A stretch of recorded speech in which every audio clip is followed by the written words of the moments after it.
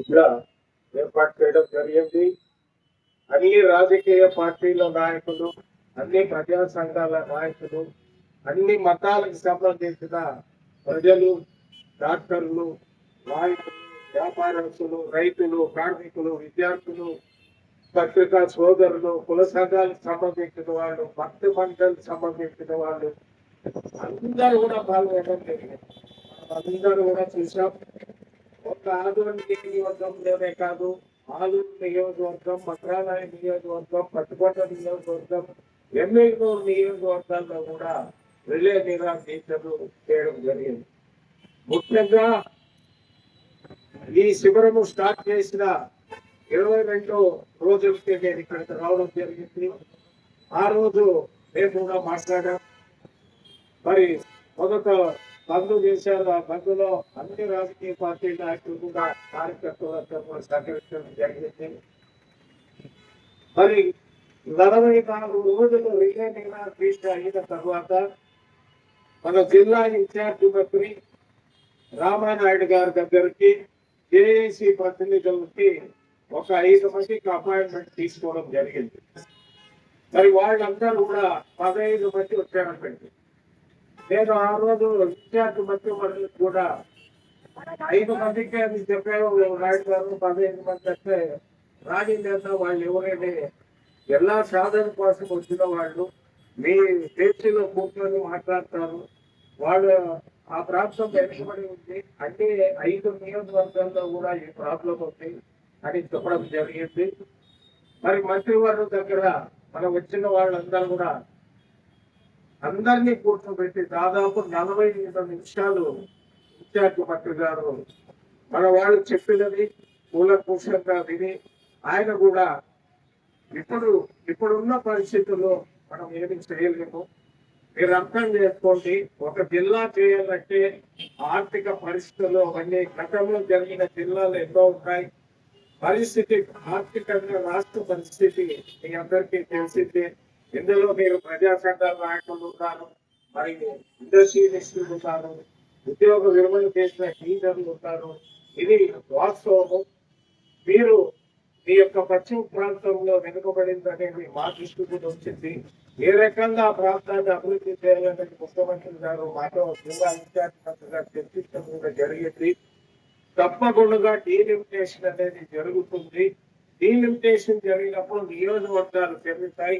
నియోజకవర్గాలు పెరిగినప్పుడు జిల్లాలు కూడా పెరుగుతాయి. అప్పుడు ఖచ్చితంగా పరిశీలిస్తాం. ఇప్పుడు మీరు ఏదైతే చేస్తున్నారో అప్పుడు మీరు ముందుగా హుషారు కాండి అని కూడా ఆ రోజు ఇన్ఛార్జి మంత్రి వాటిలో చెప్పడం జరిగింది. మరి ఆ రోజు ఆ సమావేశం అయిన తర్వాత మన జేఏసీ నాయకులందరూ కూడా నాకు అలా ఇప్పటికి 44 రోజులు అయింది, ఇంకొక 6 రోజులు చేసి 50 రోజులకి క్లోజ్ చేస్తామని చెప్పడం జరిగింది.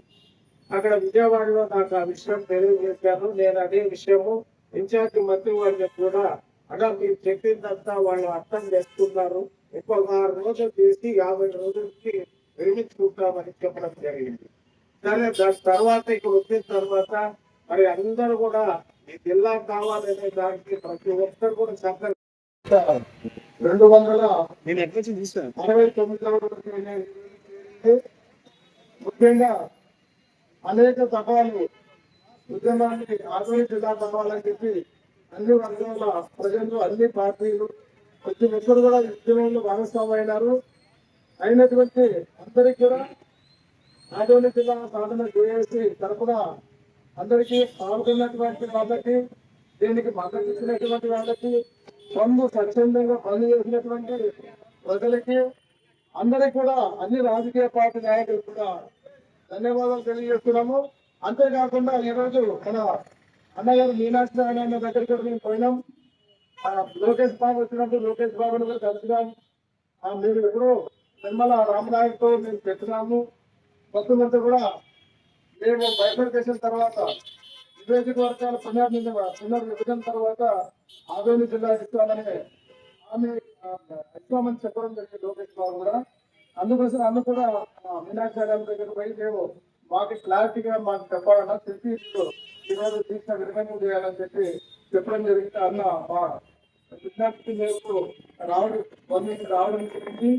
అందరూ కూడా సహకారంతో రాబోయే కాలంలో విభజన తర్వాత కూడా మనం ఆదోని జిల్లా సాధించుకుంటే అందరికీ కూడా మెరుగైన ఆరోగ్యం, ప్రధానంగా ఎమర్జెన్సీ సంబంధించినటువంటి కేసులను కూడా చాలా దూరం ఉంది మన కర్నూలు జిల్లా కేంద్రం. మా హాస్పిటల్ మెరుగైనటువంటి వైద్య సేవ ఇక్కడ లేనటువంటి పరిస్థితి ఉంది. దాదాపు మనకు స్వతంత్రం బట్టి 70 సంవత్సరాలైన ఆ కర్నూలు పశ్చిమ ప్రాంతంలో ప్రాజెక్టు నిర్మాణం పునాది రాజేశ్వరి గారి పూర్తిగా మీకు చెప్పడం జరిగింది.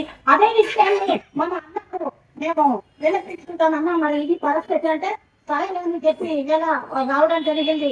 వచ్చిన పెద్దలందరికీ కూడా, ప్రజలకు, మరి టీడీపీ నాయకులకు అందరికీ కూడా మా యొక్క నిత్య ధన్యవాదాలు. ఎందుకంటే నాకు ఉత్సవం అనేది వస్తుందని దయచేసి ఏమనుకోకండి. నా యొక్క ఇంట్లో ధన్యవాదాలు తెలుపుతున్నాను.